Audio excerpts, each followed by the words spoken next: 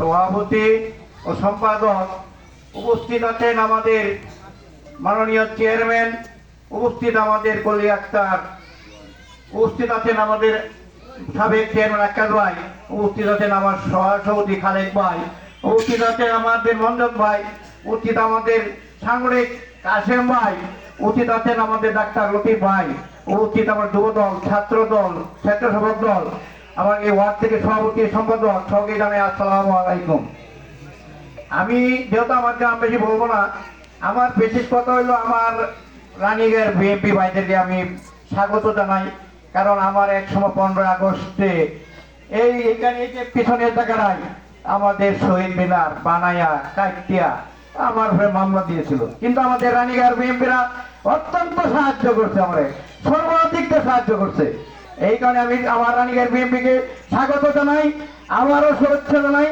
আমি তো একটি কথা বলতে চাই যে আমার যা রানীগের বিএনপি অত্যন্ত দীর্ঘভাবে আমার সাহায্য করছে, কিন্তু আমি আমার রানীগের আওয়ামী লীগ ভাইদের বলতে চাই উদ্দেশ্য করে, আপনারা দোকান পাটে টিভি দেখে বিভিন্ন ধরনের আলোচনা করেন। এই তো আশা করছে এই শেখ হাসিনা আশা করছে এর 5 তারিখ 10 তারিখ।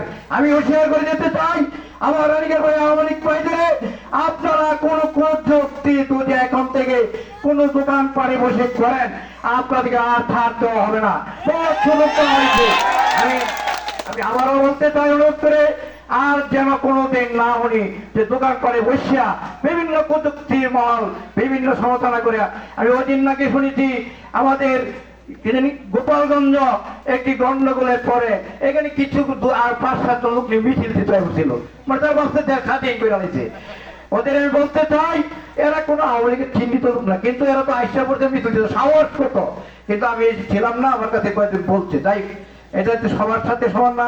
আমি আবার অনুরোধ করে বলতে চাই তারা সাবধান হয়ে যান, আর যেন কোনদিন না শুনি। আমি আর কি বলবো বিশেষ বলতে চাই না। আমি আমার দলকে আমি সবাইকে অনুরোধ করে বলতে চাই, সব দল ওই অনেক সভাপতি সম্পাদক স্বেচ্ছাসেবক সবাইকে, আমাদের সামনে আমাদের ভোটের দরকার। আমরা আওয়ামী লীগের মতো রাইতের ভোট দিনের ভোট রাইতে দিতে চাই না। আমরা প্রত্যেকটি লোকের কাছে আমরা ভোট দেবো, ভালোবাসা দিব, ভোট যাতে আমাদের বিএনপিকে দেয়। এই ভালোবাসা নিয়ে যে জামাতের কিছু কুচক্র বিভিন্ন কথা এই যে বলছে আমাদের সম্পাদক ভাই, অনেক প্রযুক্তি বিভিন্ন বাড়ি দিয়া কোরআন হাতে দিয়া শপথ করা এমন শুনছি আমরা। কি সত্য মিথ্যা আমি দেখছি না, এই ধরনের ঘটনা ঘটতেছে। এদের প্রতিহত করতে হবে, এরা আমাদের বিরাট ক্ষতি করছে। এই 17 বছর আমাদের দলের নিচে ছায়া নিচে থাকিয়া এরা এখন পাক জ্বলায় গেছে। এরা বেঈমান, এরা কোনো ভালো মানুষ নয়। আমি আবার অনুরোধ করতে চাই সবাই এটার থেকে সচেতন থাকবেন, সাবধান থাকবেন। এরা যেন কোনো ওই যে পারিবারিক কোনো শপথ না গাইতে পারে। কারণ একজন লোক তো নির্ভর লোক বোঝে না, কারণ তারিখে মনে করে যায় সব হুজুর দেয়া দেন যাতে অফিস কোরআন থয়েছে সামনে, কিন্তু আর কি কোরআনের শপথ সুরত আছে এদের কাছে এবারে সভাপতিকে লাভ পারে, কিন্তু কোরআন থয়ে তাওয়াত করে না। দেখ আমরা কোরআনের লোক, আর এই কোরআন কি দেশে চলবে? ইসলাম দেশ দেশ চলবে?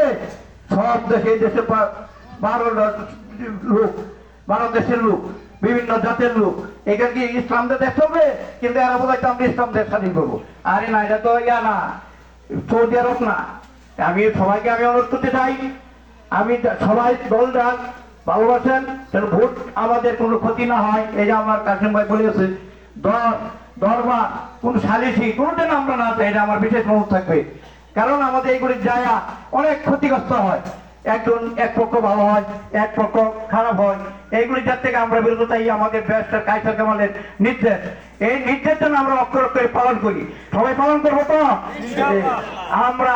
আমি আর বেশি বলবো, যেহেতু আমার গ্রাম, এখানে আমাদের মাননীয় চেয়ারম্যান আছে, আমার কলি আক্তার আছেন, উনি কথা নির্দেশনা দিবেন। এইখানে শেষ করছি। আসসালামু আলাইকুম। ব্যারিস্টার কায়সার কামাল জিন্দাবাদ, জিন্দাবাদ।